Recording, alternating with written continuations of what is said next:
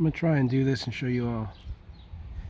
It's kind of hard for me to see what I'm recording, but one of these the hat I've been restoring. It's a Outback Traders. It's an oilskin. So if you want to resurface one of these things, you're going to want to get good stuff here. Duck back. Yeah, can you make your own? Yeah. If you can get this stuff, you want to use it. And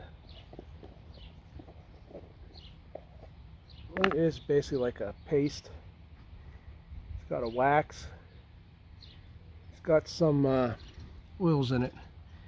You want to get yourself a thing of water.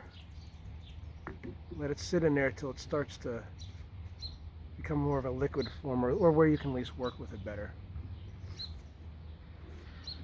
I'm going to flatten my hat down. I'm going to look at it and say, well, there's places where it went on well, places it didn't. They say to use a sponge, but I'm going to use this cloth. It's a good shop cloth. I can see right here it's starting to warm up. So I'm just going to apply it pretty thick. I had to do that the first time because it was really on here. It was pretty worn. The second coating not so much, but as I put it on, I can kind of run the hand along there to smooth it out. You see what I'm doing? Following that pattern of the material.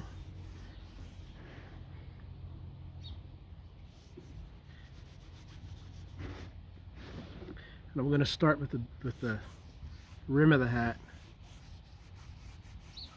because that way, when I do that, if any excess drips down, I can catch it.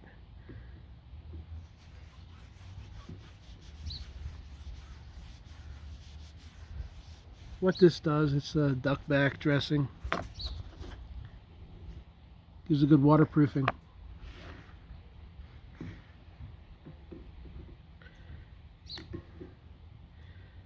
What you'll find as you sit this stuff in the water is it starts to melt a little bit on the edges, because that's where it's warmest. You can take your finger like that and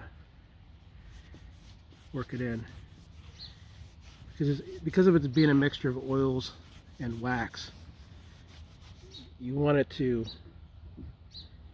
it's about this consistency right here, because that's what it's going to have the mixture of the two ingredients. If you're too much oil, it's going to look oily. If too much wax, well, the wax will dry and it won't hold as well. Anytime you crease it, anytime it moves, it's going to give. Now you want to work to the rim of the hat. And what I always like doing here is I like starting right here where there's any threads. Really work that in. I'm going to walk the body of this hat. Because it was so distressed, I'm doing a second coating on this.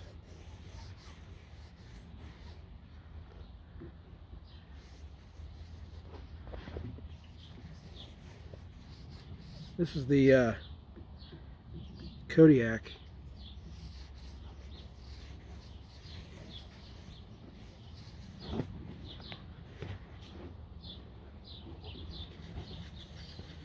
You really want to work that all around that hat.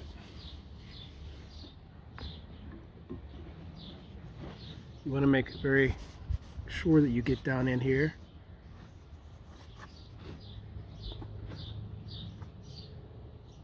Watch these air holes, because you will get wax that will build up on them. And I find in this circumstance,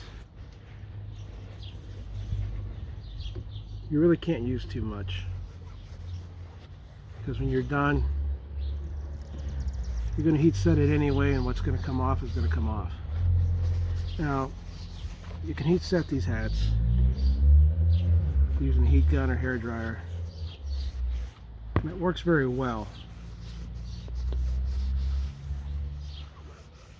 what I'm going to do is I'm just going to let it sit out in the sun.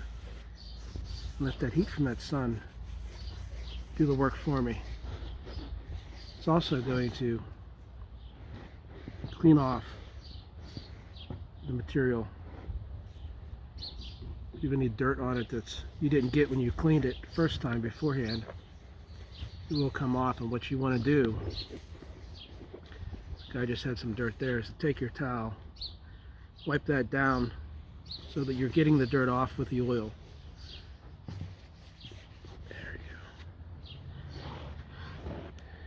And I'm not going to do the underside because it's not too bad. So I'll let that sit in the sun, and then once I've seen it soak in pretty well, use my hand to work it.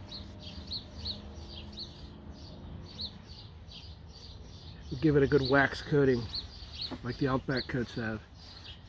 This is what they used back in the day. You can make your own,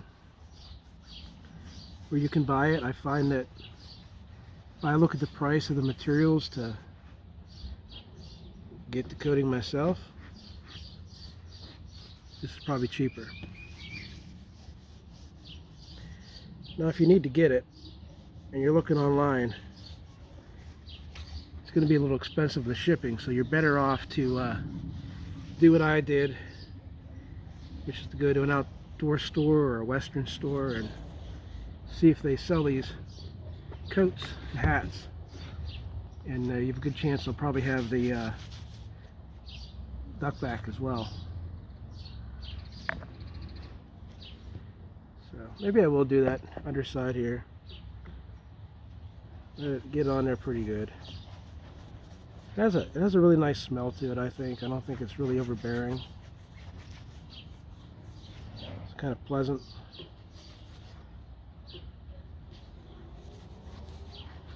Because I tend to fold the edges of my hat up in the style that the Kakadu have it.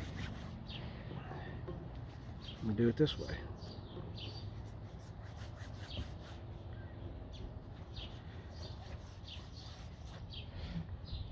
What you're going to notice, like if you use a hair dryer, you're going to notice you're going to take it and run it across here. It's going to liquefy it. And what's also going to happen is you'll notice that it'll soak into the fabric. So you want this to be dry when you're applying this. You don't want it to be a wet hat. You want to just kind of let it do its thing and soak in pretty well.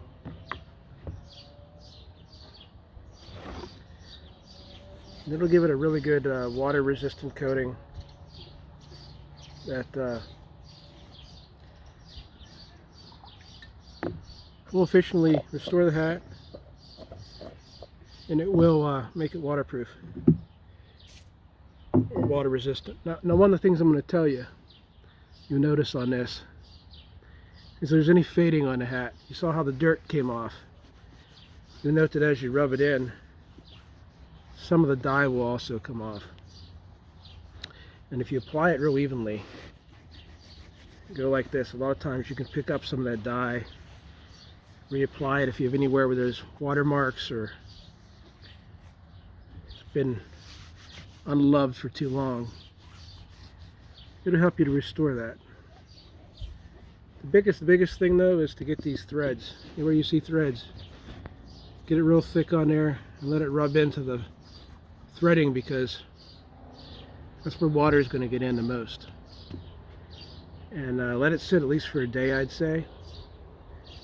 And it'll harden, and it'll chemically harden and work very well for you to restore that.